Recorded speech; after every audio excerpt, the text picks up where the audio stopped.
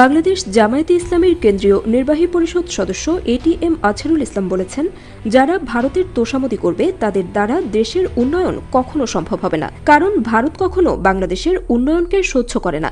দেশের জন্য, ইসলামের জন্য সত্য ও ন্যায়ের পথে চলার কারণে বারবার আমাদের উপর জুলুম নির্যাতন নেমে এসেছে, কিন্তু আল্লাহর সহায়তা, জনগণের ভালোবাসা ও দোয়া আমাদের দৃঢ় রেখেছে। বৃহস্পতিবার রংপুরের তারাগঞ্জ উপজেলা জামায়াতে ইসলামের আয়োজনে ঈদ পুনর্মিলনী ও কারামুক্তি উপলক্ষে অনুষ্ঠিত শুকরানা সমাবেশে প্রধান অতিথির বক্তব্যে তিনি এসব কথা বলেন। সমাবেশে তিনি আরও বলেন, স্বৈরাচার শেখ হাসিনার আওয়ামী লীগ সরকার অবৈধ ট্রাইব্যুনাল বানিয়ে আমাকে বিনা দোষে ফাঁসিতে ঝুলিয়ে রায় কার্যকর করার চেষ্টা করেছিল। কিন্তু মহান আল্লাহর অশেষ রহমতে জুলাইয়ে ছাত্র জনতার গণঅভ্যুত্থানে সকলের ভালোবাসায় মুক্তি পেয়েছি। মিথ্যা প্রমাণিত হয়েছে আমার বিরুদ্ধে আনীত সব অভিযোগ। তিনি আরও বলেন, ফ্যাসিস্ট আওয়ামী সরকার এতদিন জনগণকে সাংবিধানিক অধিকার থেকে বঞ্চিত করে রেখেছিল।